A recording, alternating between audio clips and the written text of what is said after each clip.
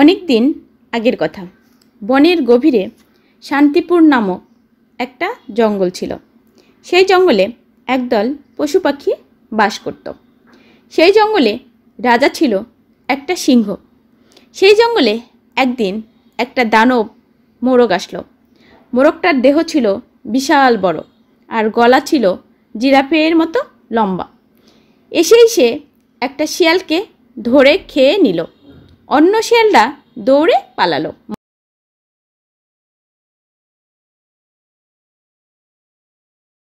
কিরে শিয়ালের বাচ্চা, শিয়াল দৌড়ে পালাস কেন? সারা জীবন ধরে তোরা আমাদের পূর্বপুরুষদের খেয়ে এসেছিস, এখন দেখ কেমন লাগে। এইদিকে দানব মোরগের খবর দিকে দিকে ছড়িয়ে গেল। শান্তিপুর জঙ্গলের রাজা সিংহ একটা জরুরি সভা ডাকল।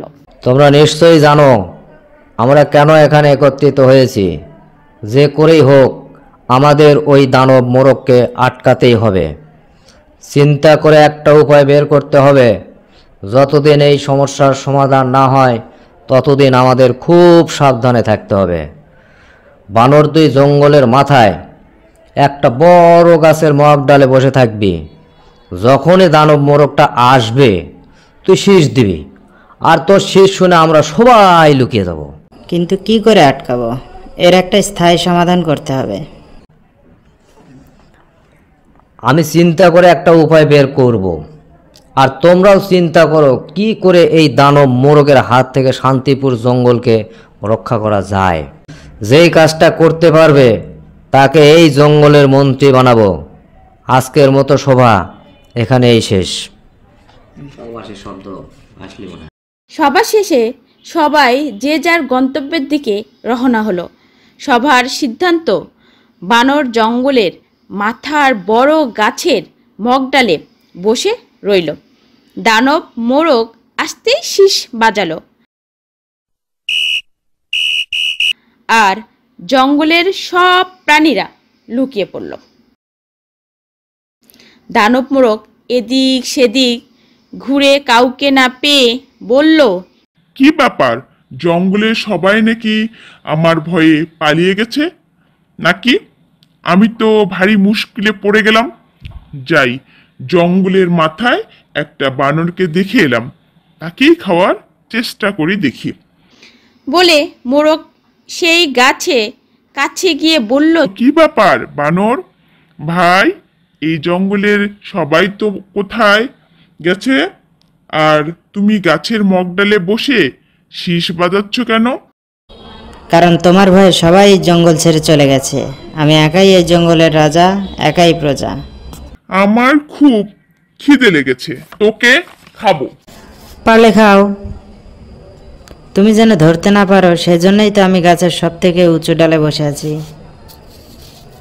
এভাবেই তো কাজ হবে না, একটু অন্যভাবে চেষ্টা করি। তুই যদি আমাকে এই জঙ্গলের প্রাণীদের খাওয়ার ব্যবস্থা করে দিস তাহলে তোকে আমার মন্ত্রী বানাবো। এই বেটা কাছে ডেকেই আমাকে খাওয়ার ধান্দা করছে। দাঁড়াও, মজা দেখাচ্ছি। ঠিক আছে, ব্যবস্থা করব যদি আমার কথা মতো কাজ করেন। কি কাজ করতে হবে বলো, আমি সব কাজ করতে পারি। আগামীকাল আপনি আসবেন, আর আমি একটা মোটা রশি দিয়ে আপনাকে বেঁধে রাখবো, যেন সবাই মনে করে আমি আপনাকে জব্দ করেছি। সবাই যখন আসবে আমি এক টানে দড়ি খুলে দেব, আপনি সবাইকে ধরে খাবেন। বাহ বানর, তোর মাথায় তো দারুণ বুদ্ধি। আমি তোর কথায় রাজি। কাল তাহলে এখানেই দেখা হবে। বলে দানব মোরগ চলে গেল। বানরও গেল সিংহের কাছে গিয়ে সব খুলে বলল। সব শুনে সিংহ বলল, বাহ বানর, বাহ, তোর সাহস আছে। আমরা লাঠি নিয়ে প্রস্তুত থাকব। কালেই দানব মোরগের শেষ দিন। পরের দিন সকালে শান্তিপুর জঙ্গলে সবাই সেই গাছের পাশে ঝোপে আড়ালে লাঠি নিয়ে প্রস্তুত থাকলো। গাছের ডালে বসে দানব মোরগের জন্য অপেক্ষা করতে লাগলো। দানব মোরগ আসতেই বানর বলল, মহারাজ, আপনি কি প্রস্তুত? হ্যাঁ, যা করার তাড়াতাড়ি করো। বানর দানব মোরগকে শক্ত করে বেঁধে সবাইকে ডাকলো। এই শান্তিপুরে বাসী কে কোথায় আছো? আমি দুষ্ট দানব মোরগটাকে জব্দ করেছি, তাড়াতাড়ি আসো। বাহ, বানরটা তো খুব ভালো অভিনয় করতে পারে। তারপর সবাই আড়াল থেকে বের হয়ে এসে লাঠি দিয়ে মারতে শুরু করলো।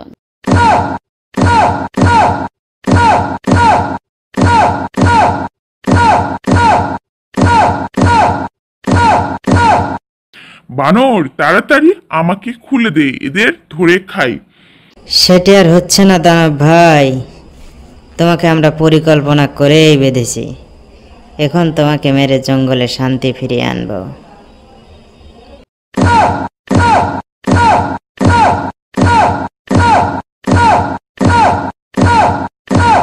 বলে সবাই লাঠি দিয়ে মারতে মারতে দানব মোরগকে মেরে ফেললো। শান্তিপুর জঙ্গলে আবার শান্তি ফিরে আসলো।